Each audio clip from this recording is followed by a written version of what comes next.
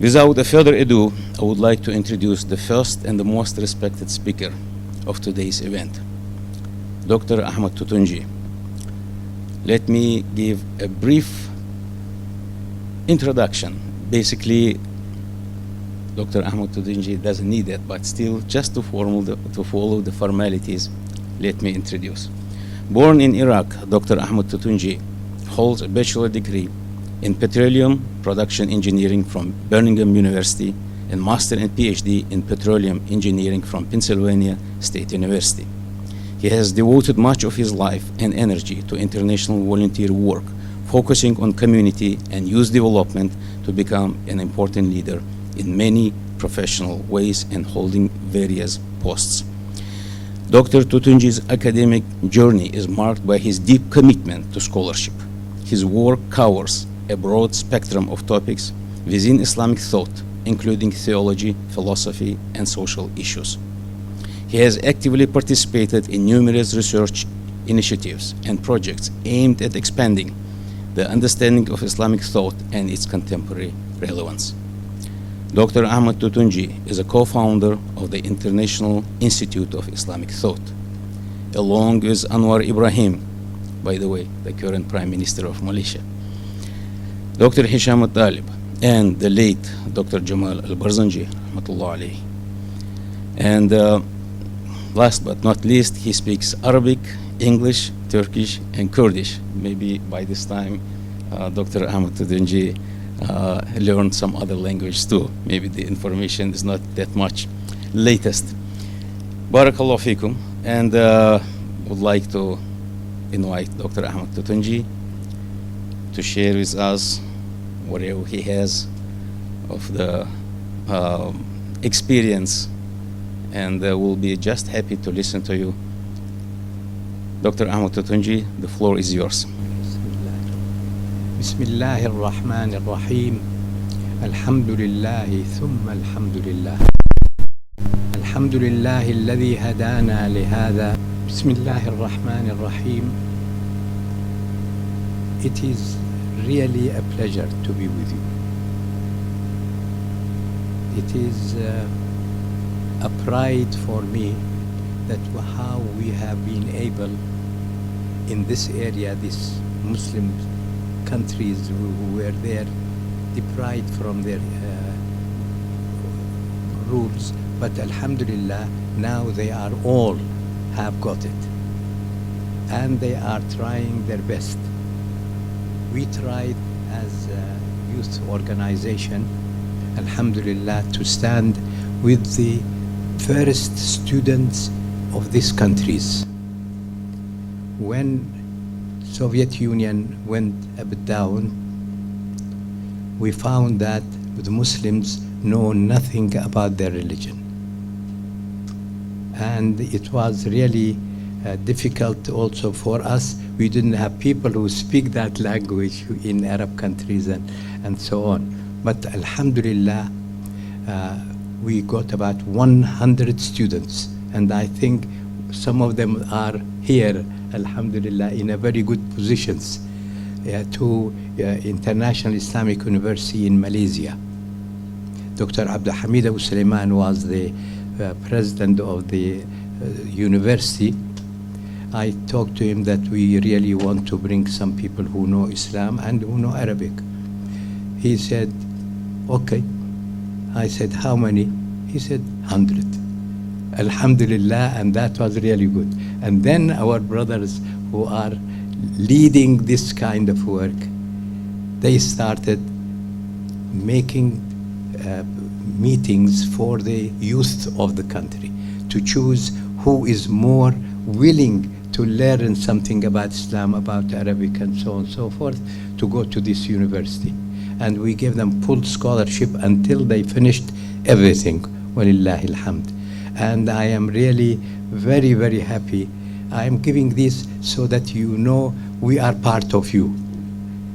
We really part of you, and we wanted to be part of you. Alhamdulillah. We also talked to some other countries also. In 4 places we got 100 the other two, and then 50 in the other two. And alhamdulillah, some was in different countries. Let me not go to too much details. And all the students who went there, especially in Malaysia, I remember I was following at that time as well, that 92 of them graduated out of 100, and they didn't know the languages and so on. And the mufti of the whole thing, they, alhamdulillah, we brought them to the university to help them. They took less lectures, and they really brought up for us these people. Maybe some of you know, and sometime you can talk about it. The Ummah of Islam has always, alhamdulillah, has given us the chance for us, wherever we wanted to go and meet and so on, and try to help to be able to know their Islam. Alhamdulillah, that way helped us a lot. I remember maybe I went about 100 countries with some important people in different parts and so on. And alhamdulillah, now all of these areas are flourishing in helping the others as well. We really believe that we have to see what we can do for any of our Muslim brothers as a priority number one. But we will also like the success of all the other people. And if they, whenever they did come for us to participate with them or something like that, we always took care of it. I am really knowing that there you have so many speakers, and brothers insisted that I should come, but I don't want to take your time very much, but the issue of these meetings, inshallah, bring all these countries also together. I think this is the 6th year that we are having this conference. And alhamdulillah, you have seen yourselves the improvement which has been there. And the leadership of the group, mashallah, they are all doing so well. They used to work also while the Soviet Union was there. They used to, people come, and then we used to give them some Qur'ans or some books and so on. They could not get it in their country. We used to invite some of the people to some of the meetings and so on.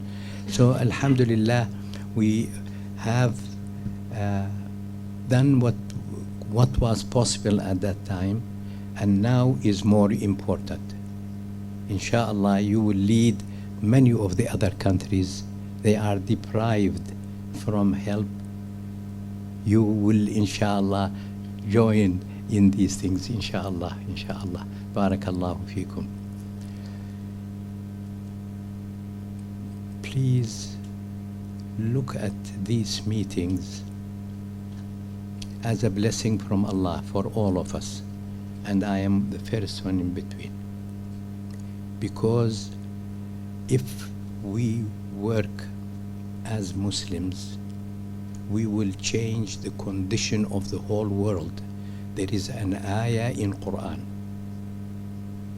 إِلَّا تَفْعَلُوهُ, be friends of each other, تَكُنْ فِتْنَةٌ فِي الْأَرْضِ, there would be chaos and disturbance on earth, the whole world.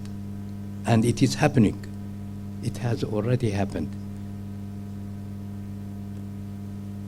If you do not do this, as though you do not want to save the whole humanity. إِلَّا تَفْعَلُوهُ تَكُنْ فِتْنَةٌ فِي الْأَرْضِ وَفَسَادٌ كَبِيرٌ. We have to remove this. And it is not difficult. Muslims try to accept each other. You are the people who can do it. And this is ayah in the Quran.